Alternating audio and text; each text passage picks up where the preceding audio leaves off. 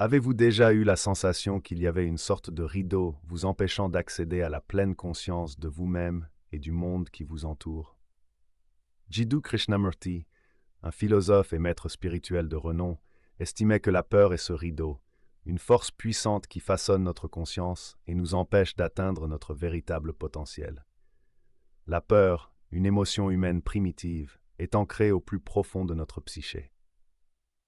Elle est une réponse instinctive à la perception d'une menace, une réaction qui, à un niveau biologique, est essentielle à notre survie.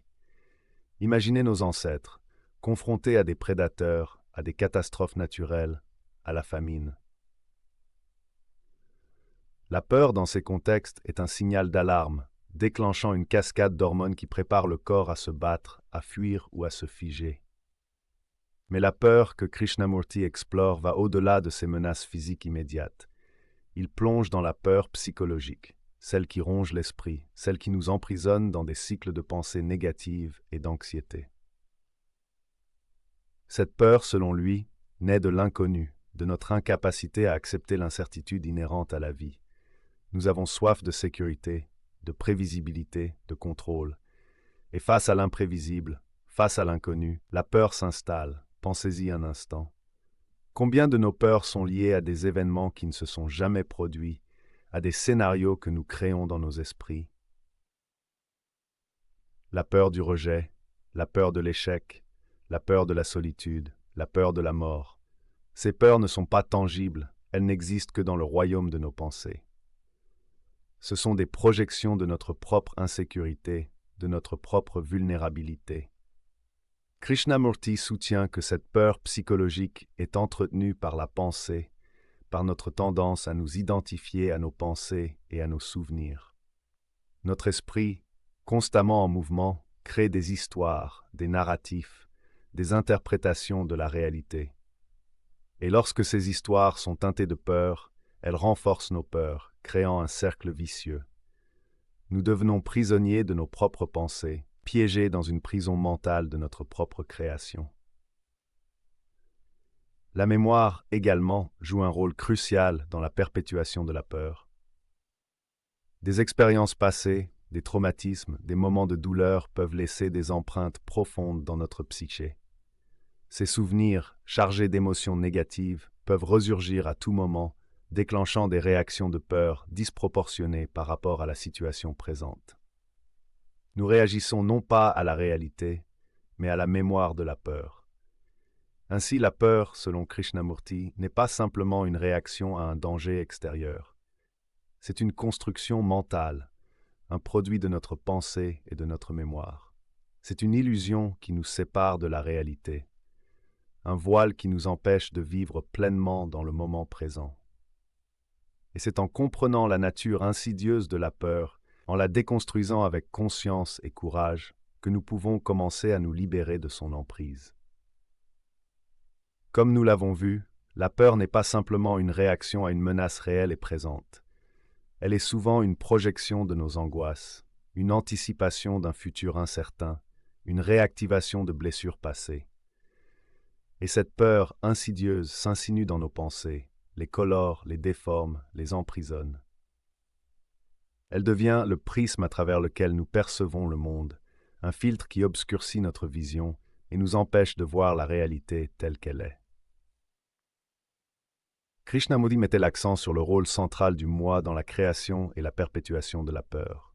Ce moi, cette image que nous construisons de nous-mêmes, est un assemblage fragile d'idées, de croyances, de souvenirs, d'attentes. Et nous nous accrochons à ce moi comme à une bouée de sauvetage, cherchant constamment à le protéger, à le défendre, à le renforcer. C'est cette identification au moi qui nourrit la peur. Imaginez un instant ce moi comme une petite île au milieu d'un océan immense et turbulent. Les vagues de l'incertitude, du changement, de l'inconnu viennent sans cesse se briser sur ses rives, menaçant de l'engloutir. La peur, alors, devient un système de défense, un mur que nous érigeons pour protéger cette île fragile. Nous nous replions sur nous-mêmes, nous nous accrochons à nos certitudes, nous résistons au changement. Mais ce faisant, nous nous coupons du flux de la vie, de la richesse de l'expérience. Nous nous enfermons dans une prison mentale de notre propre fabrication. La peur devient une prophétie autoréalisatrice. En craignant l'échec, nous hésitons à agir et augmentons ainsi les chances d'échouer. En craignant le rejet, nous nous isolons et augmentons ainsi les chances d'être rejetés. La pensée, contaminée par la peur, devient un instrument de souffrance. Elle nous entraîne dans des spirales de rumination, d'inquiétude, de scénarios catastrophes. Nous ressassons le passé, nous anticipons le futur, et nous perdons de vue le seul moment qui existe réellement, le présent. Krishnamurti nous invite à observer ce processus avec attention, à prendre conscience de l'emprise de la peur sur nos pensées. Il ne s'agit pas de juger, de condamner, de refouler ces pensées. Il s'agit simplement de les observer, de les reconnaître comme ce qu'elles sont, des produits de l'esprit, des constructions mentales, et non la réalité. En observant nos pensées avec détachement, nous créons un espace, une distance entre nous et nos peurs. Et dans cet espace, la possibilité de la liberté, la possibilité de la transcendance peut émerger. La conscience, selon Krishnamurti, est cet état d'éveil, de présence totale à l'instant présent. C'est la capacité de percevoir le monde tel qu'il est, sans le filtre de nos pensées, de nos peurs, de nos préjugés.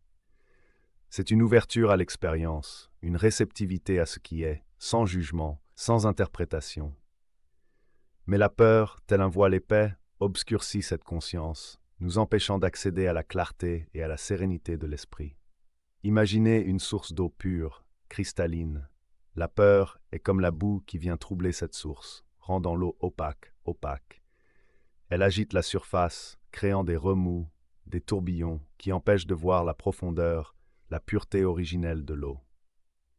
De même, la peur agite notre esprit, le remplit de pensées parasites, de doutes, d'appréhensions, qui nous empêchent de percevoir la réalité avec clarté. La peur nous maintient dans un état de tension constante, d'hypervigilance. Nous sommes comme un animal traqué, constamment sur le qui-vive, à l'affût du moindre danger. Cette tension intérieure nous empêche de nous détendre, de nous ouvrir à l'expérience, de nous connecter à nous-mêmes et au monde qui nous entoure. Nous sommes prisonniers d'un cycle incessant de réactions, de projections, d'anticipation qui nous coupe du moment présent. Krishnamurti compare la peur à un bruit de fond persistant, un bourdonnement incessant qui couvre la voix subtile de notre intuition, de notre sagesse intérieure. Comment pouvons-nous entendre la musique de la vie, la mélodie de notre être profond, lorsque notre esprit est assourdi par le vacarme de la peur? Comment pouvons-nous percevoir la beauté, la subtilité, la profondeur de l'existence lorsque notre regard est voilé par l'angoisse et l'inquiétude? La peur, en nous maintenant dans un état de contraction, limite notre champ de conscience. Nous nous focalisons sur la menace perçue, réelle ou imaginaire, et nous devenons aveugles à tout le reste. Nous perdons de vue les opportunités, les possibilités, les merveilles qui nous entourent. Nous nous privons de la richesse et de la plénitude de l'expérience humaine. Transcender la peur, c'est donc lever ce voile sur la conscience, c'est dissiper la boue qui trouble l'eau de notre esprit. C'est faire taire le bruit de fond qui nous empêche d'entendre la voix de notre être profond. C'est ouvrir notre regard à la beauté et à la complexité du monde et embrasser la vie dans toute sa plénitude.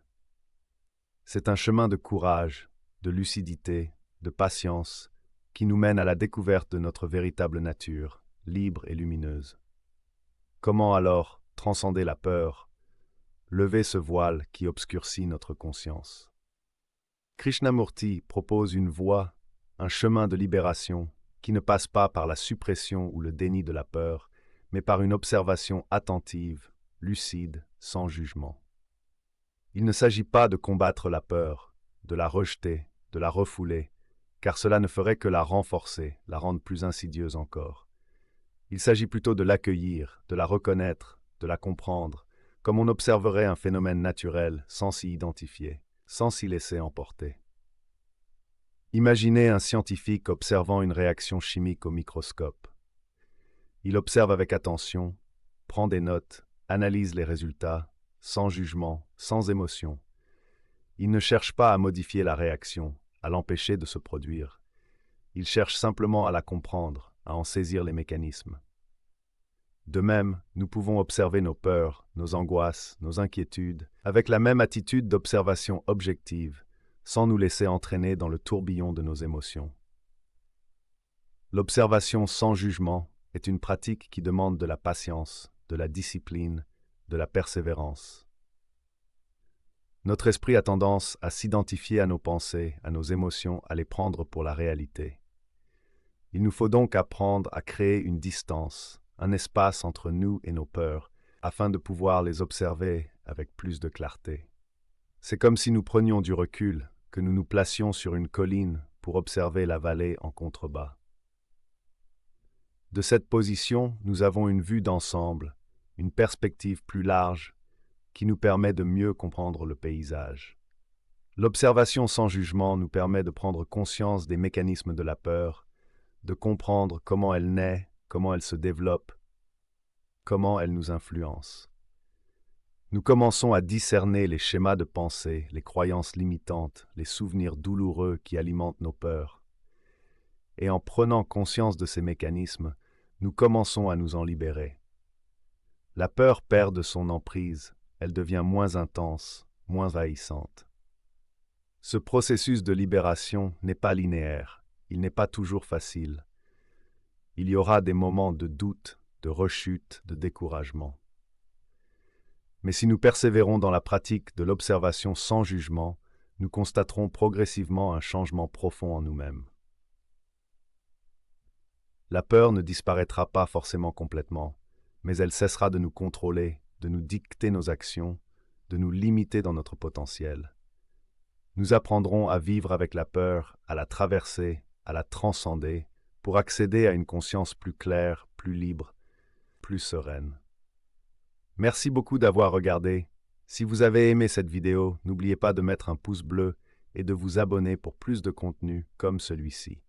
J'adore lire vos commentaires, alors n'hésitez pas à en laisser un en dessous pour continuer la discussion. Partagez cette vidéo avec vos amis pour faire passer le message. À la prochaine.